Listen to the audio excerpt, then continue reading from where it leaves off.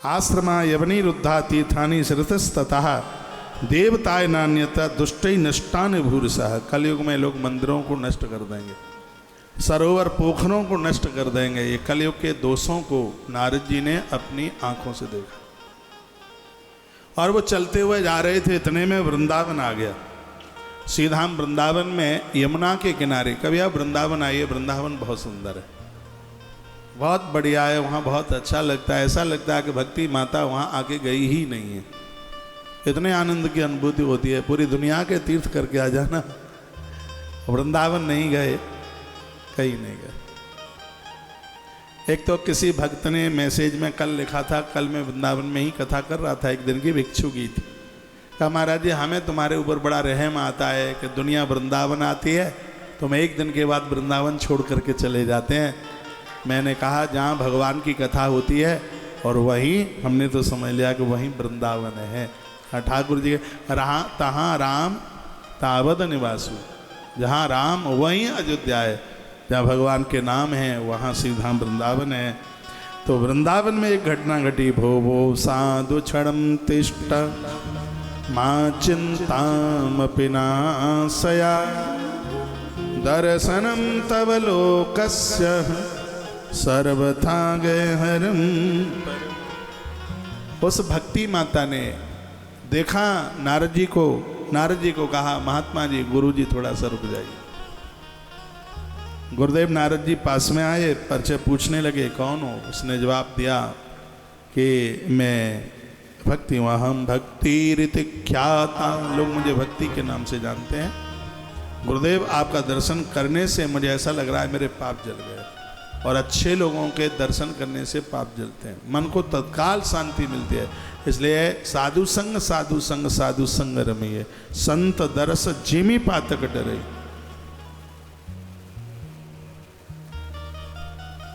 संतों का दर्शन करने से पातक नहीं महापातक समाप्त हो जाते हैं। आज भक्ति माता रो रो करके कह रही थी, गुरुदेव मैं बड़ी परेशान हूँ क्योंकि मेरे 2 पुत्र बूढ़े हो गए हैं और आप कुछ कृपा कर दीजिए। नारद जी ने पूछा कि बात समझ में नहीं आई, ऐसा कैसे हुआ? उन्होंने कहा उत्पन्ना द्रविड़े साहम वृद्धिम कर्नाटके गता। एक बार भगवान ने कहा था कि मृत्यु लोक बहुत बढ़िया है, द्रविड़ देश में मेरा जन्म हुआ, महाराष्ट्र में थोड़ी थोड़ी बड़ी हुई, गुजरात में बूढ़ी हो गई, लेकिन धन्यम वृंदावनम तेना, धन्य वृंदावन है जहाँ मैं युवा हूँ और मेरे दोनों बच्चे ज्ञान वैराग्य बूढ़े हैं। इन मेरे बच्चों को आप तंदुरुस्त कर दीजिए। वृंदावनम पुनः प्राप्य नवीन एवं स्वरूपिणी। जिनको भक्ति की कमी है, जिनका भजन में मन नहीं लगता, वो वृंदावन की यात्रा करें। वृंदावन में भक्ति नाचने लगती है, भक्ति मजबूत होती है। दुनिया में भजन में जिसका कहीं मन न लगे उसका मन श्री वृंदावन में लगता है। वृंदावन की धरा को गोपाल का आशीर्वाद मिला है। जो श्री वृंदावन आएगा उसके हृदय में भगवान श्री कृष्ण राज्य करेंगे, उसके हृदय में आके विराजित हो जाएंगे। वृंदावन की इतनी महिमा है, तो आप साल में 6 महीने में जैसे आपको टाइम समय मिलता है आप वृंदावन आते रहिए। वृंदावन की भूमि बड़ी अद्भुत है। तो जाता हम युवती सम्यक पृष्ठ रूपात सांप्रतम।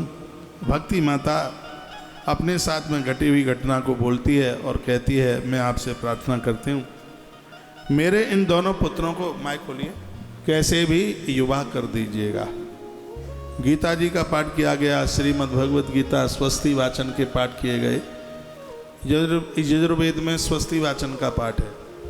एक आध उसका मंत्र याद कर लीजिए। स्वस्ति न इंद्रो वृद्धस्रवाः स्वस्ति नः पूषा विश्ववेदाः स्वस्ति नस्तार्क्ष्यो अरिष्टनेमिः स्वस्ति नो बृहस्पति ददाति। इसमें 3-4 देवताओं का आह्वान किया गया। इसमें गरुण का आह्वान किया गया, इसमें सूर्य का आह्वान किया गया, इसमें गुरुदेव बृहस्पति का आह्वान किया गया है और इसमें इंद्र का आह्वान किया है।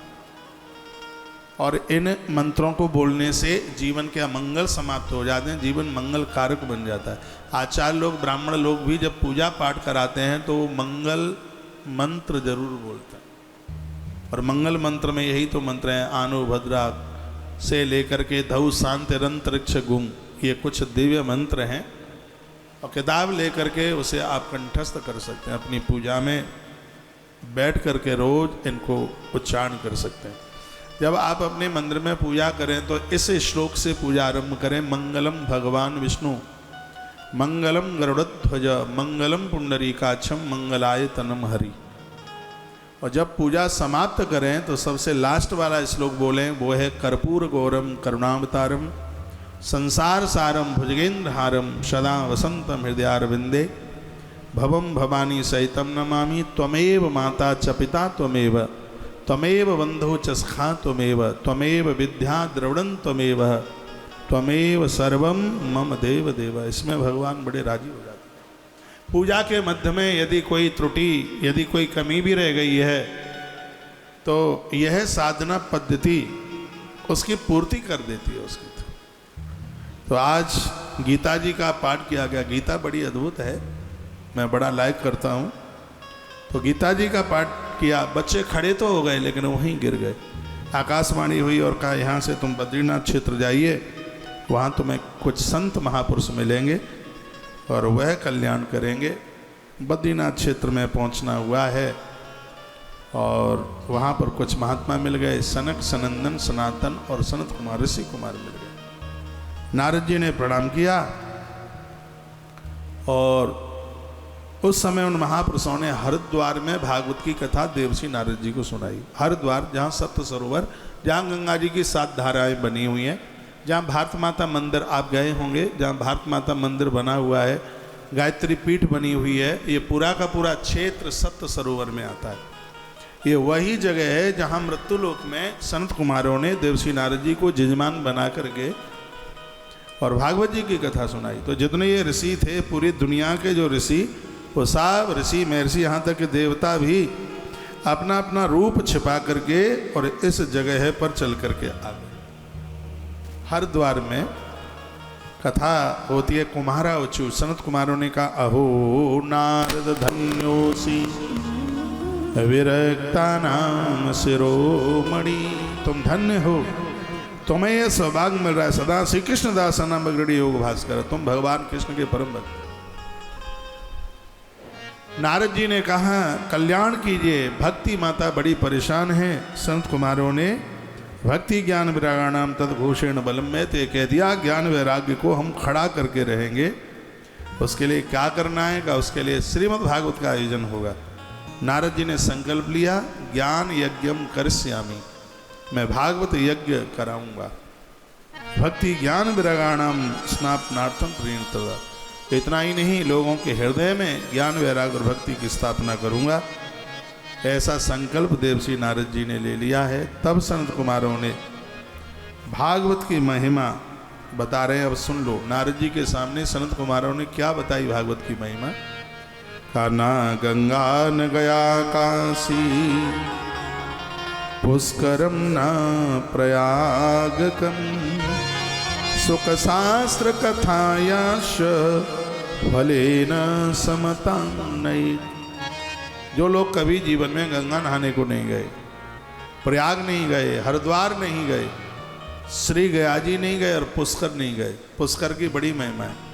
जो कार्तिक के महीने में पुष्कर एक रात्रि रुककर सुबह नहा के आ जाता है, उसको 12 कार्तिक नहाने का फल तत्काल मिल जाता है। ऐसा पद्म पुराण के अंतर्गत लिखा है। पुष्कर की इतनी बड़ी महिमा, इसलिए हम हर साल भले कुछ दिनों के लिए जाएं, कार्तिक के महीने में पुष्कर जरूर जाते हैं। जब से ये बात का पता लग गया है कि पुष्कर का इतना बड़ा महत्व है कि कोई एक रात भी वहाँ रुक करके आ जावे और सुबह स्नान कर ले भोर में जल्दी, तो उसको 12 कार्तिक यानी 12 कार्तिक नहाने का फल प्राप्त हो जाता है।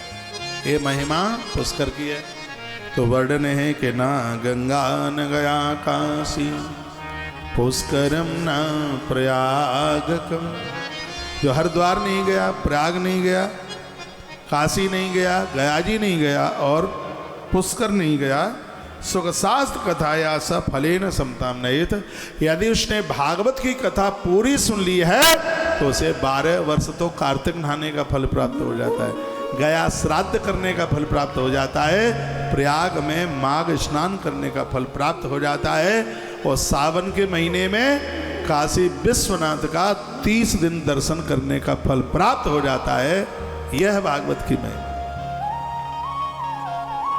ताली इतनी जोर से क्यों बजा रहे हैं आप? यह महिमा भागवत जी की है। क्या आनंद कर दिया। अश्वमेध सहस्राणि वाजपेयी शतानि च। उस व्यक्ति को हजारों हजारों अश्वमेध यज्ञ वाजपेयी यज्ञ करने का फल मिलता है, जिसके द्वारा भागवत का आयोजन कराया जा रहा है।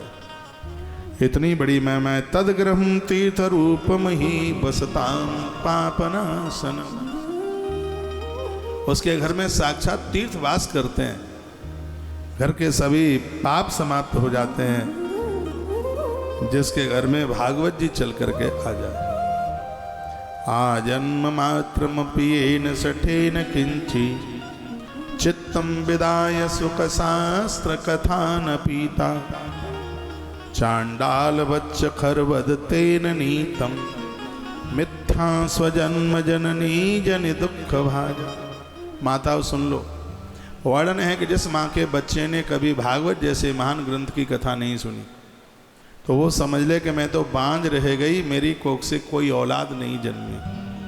भागवत का सिद्धांत यह कहता है, नारी एक माँ तभी हो सकती है जब उसका बेटा बहुत धार्मिक हो, भगवान का भक्त हो। नहीं तो नतर बांझ बल वाद व्यानी। जो स्त्री भगवान के भक्त को जन्म न दे पावे, उससे तो बढ़िया वो बांझ रह जाए तो ज़्यादा ठीक है। बांझ रह जाएगी तो एक शराबी कबाड़ी तो पैदा नहीं होगा। तो ये ग्रंथ कहता है कि नारी उस समय धन हो जाती है, साइड के कहने कृत हो जाती है। कब? जब उसकी कोख से ऐसा बेटा जन्म लेता है जो भगवान का परम पुजारी है, भगवान की कथाओं का आदर करता है। दुर्लभेव कथा लोके श्रीमद्भागवतोद्भवा। धरती पर भागवत जैसा ग्रंथ सुनने को मिल जावे बहुत ज़्यादा दुर्लभ है। तुलसी पोषणम चैव धेनूनां सेवनम समम उक्तम भागवतम नित्यम कृतम च हरिचिंतनम। भागवत की कथा सुनने से, गैया को रोटी खिलाने से जो पुण्य मिलता है, तुलसी में जल देने से जो पुण्य प्राप्त होता है, तुलसी में जल और धेनु नाम सेवनम, गैया की सेवा करने से जितना फल प्राप्त होता है, ब्राह्मण को भोजन कराने से जितना फल प्राप्त होता है, श्रीमद् भागवत जी की कथा सुनने से उतने फल की प्राप्ति होती है।